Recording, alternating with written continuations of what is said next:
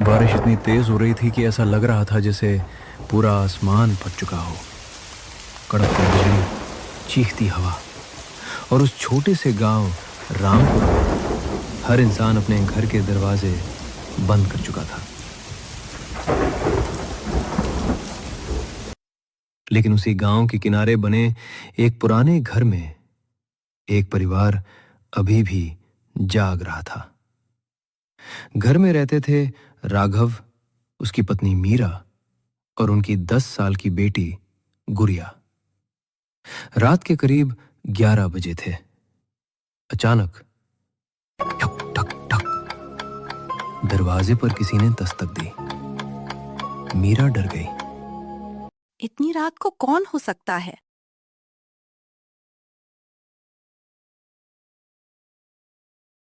राघव ने खिड़की से बाहर झांका। बारिश इतनी तेज थी कि कुछ साफ दिखाई नहीं दे रहा था। फिर अचानक बिजली चमकी और दरवाजे के सामने एक आदमी दिखाई दिया, पूरा भीगा हुआ, काले कपड़े और हाथ में पुराना बैग। उसका चेहरा अजीब तरह से शांत था। भाई साहब, मेरी गाड़ी जंगल में खराब हो गई। क्या मैं रात भर यहाँ रुक सकता हूँ? नीरा ने धीरे से कहा। मुझे ये आदमी ठीक नहीं लग रहा। लेकिन राघव दयालु था। उसने दरवाजा खोल दिया। अंदर आ जाइए। जैसे ही वो आदमी घर के अंदर आया, पूरे कमरे का तापमान अचानक ठंडा हो गया। गुड़िया कांपने लगी। वो आदमी मुस्कुराया। मेरा नाम विक्रम है। उसकी आवाज बहुत भारी थी। मीरा ने उसे तौलिया दिया, लेकिन जैसे ही विक्रम ने अपना हाथ आगे बढ़ाया, मीरा डर गई।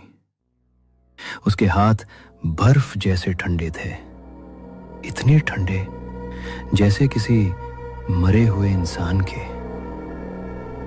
विक्रम धीरे धीरे घर को घूर रहा था। दीवारें, तस्वीरें, छत, जैसे वो इस घर को पहले से जानता हो। फिर उसकी नजर गुड़िया पर पड़ी। वो मुस्कुराया। तुम्हारी बेटी बहुत प्यारी है। गुड़िया तुरंत अपनी मां के पीछे छुप गई। रात और गहरी होती गई। बारिश रुकने का नाम नहीं ले रही थी। मीरा ने खाने की प्लेट विक्रम के सामने रखी, लेकिन वो बस खाने को घूर रहा था। आप खा क्यों नहीं रहे? राघव ने पूछा। विक्रम धीरे से बोला, मैं बहुत सालों बाद किसी घर में आया हूं। इतना सुनते ही बिजली चली गई। पूरा घर अंधेरे में डूब गया। गुड़िया डर कर रोने लगी। राघव मोमबत्ती लेने गया, लेकिन तभी ऊपर वाले कमरे से किसी के चलने की आवाज आने लगी। ठक ठक ठक। मीरा घबरा गई। ऊपर कौन है? क्योंकि उस समय ऊपर कोई नहीं था। राघव मोमबत्ती लेकर ऊपर गया, लेकिन वहां कोई नहीं था। सिर्फ एक चीज थी, दीवार पर गीले पैरों के निशान, जैसे कोई बारिश में भीगा इंसान अभी अभी वहां खड़ा था। राघव नीचे आया। शायद मेरा भ्रम होगा। लेकिन तभी गुड़िया चिल्लाई। मम्मी, वो अंकल कहाँ गए? सबने इधर उधर देखा। विक्रम गायब था। अचानक रसोई से आवाज आई। मीरा दौड़ कर गई। वहां विक्रम अंधेरे में खड़ा था और वो खिड़की के बाहर देख रहा था। कोई हमें देख रहा है, उसने धीरे से कहा। मीरा का दिल जोर जोर से धड़कने लगा। कौन? विक्रम ने जवाब नहीं दिया, बस धीरे धीरे मुस्कुराने लगा। उसी समय बाहर से किसी और की आवाज आई। दरवाजा मत खोलना। राघव ने खिड़की से देखा। बारिश में एक बूढ़ा आदमी खड़ा था। वो जोर जोर से चिल्ला रहा था, वो इंसान नहीं है। पूरा परिवार डर गया। राघव बाहर भागा। क्या मतलब? बूढ़ा आदमी कांपती आवाज में बोला, 20 साल पहले इसी रात इसी सड़क पर एक आदमी की मौत हुई थी। उसका नाम विक्रम था। राघव के पैरों तले जमीन खिसक गई। नहीं, वो तो हमारे घर में है।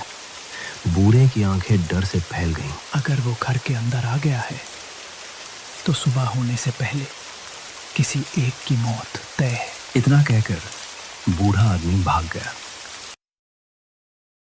राघव तेजी से घर के अंदर आया, लेकिन अंदर का नजारा देखकर उसकी चीख निकल गई। पूरा घर पानी से भीग चुका था। दीवारों से काला पानी बह रहा था और विक्रम सीढ़ियों पर खड़ा था। उसकी आंखें पूरी काली हो चुकी थी। तुमने मुझे अंदर आने दिया? उसकी आवाज अब इंसानी नहीं थी। गुड़िया जोर जोर से रोने लगी। मीरा भगवान का नाम लेने लगी। अचानक सारे दरवाजे अपने आप बंद हो गए। खिड़कियां टूटने लगीं। घर के अंदर अजीब फुसफुसाहट गूंजने लगी।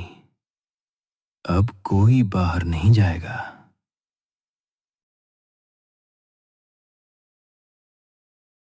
विक्रम धीरे धीरे गुड़िया की तरफ बढ़ने लगा।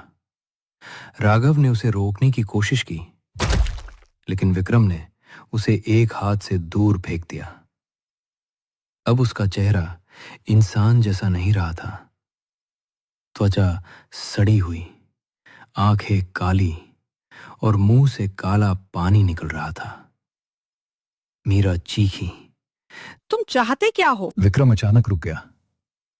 फिर उसने धीरे से कहा, मुझे मेरा परिवार चाहिए। और तभी पूरे घर में बच्चों के रोने की आवाज गूंजने लगी। राघव ने देखा दीवारों पर परछाइयां घूम रही थीं, जैसे कई आत्माएं उस घर में कैद हों। विक्रम बोला, जो भी उस रात मुझे बचा सकता था उसने दरवाजा नहीं खोला। मैं बारिश में मर गया। अब हर साल मैं एक नया परिवार लेने आता हूं। गुड़िया डर से कांप रही थी, लेकिन तभी उसे कुछ याद आया। दादी ने कभी कहा था, भटकी आत्माएं तब तक खतरनाक रहती है जब तक उन्हें शांति न मिले। गुड़िया धीरे धीरे आगे बढ़ी। अगर हम आपकी मदद करें तो क्या आप हमें छोड़ देंगे? विक्रम रुक गया। कुछ सेकंड तक पूरा घर शांत हो गया। फिर उसने पहली बार इंसानों जैसी आवाज में कहा, मेरी हड्डियां आज भी जंगल में पड़ी हैं, मुझे दफनाओ। अचानक बाहर बिजली चमकी और विक्रम गायब हो गया, लेकिन उसकी आवाज अब भी गूंज रही थी। सुबह होने से पहले राघव, मीरा और गुड़िया तुरंत जंगल की तरफ भागे। बारिश अभी भी जारी थी। जंगल के बीच उन्हें एक पुरानी टूटी गाड़ी मिली और उसके पास मिट्टी में दबा एक कंकाल। मीरा रोने लगी। राघव ने जल्दी से गड्ढा खोदा। उन्होंने उस कंकाल को दफनाया। जैसे ही अंतिम मिट्टी डाली गई, बारिश अचानक रुक गई। पूरा जंगल शांत हो गया और हवा में एक धीमी आवाज गूंजी, धन्यवाद। सुबह हो चुकी थी। परिवार वापस घर लौटा। सब कुछ सामान्य था।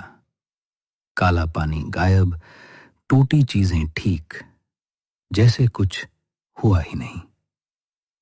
लेकिन उस रात के बाद गुड़िया कभी पहले जैसी नहीं रही, क्योंकि कई बार आधी रात को उसे अब भी खिड़की के बाहर एक आदमी दिखाई देता है, भीगा हुआ, शांत खड़ा हुआ और धीरे धीरे मुस्कुराता हुआ।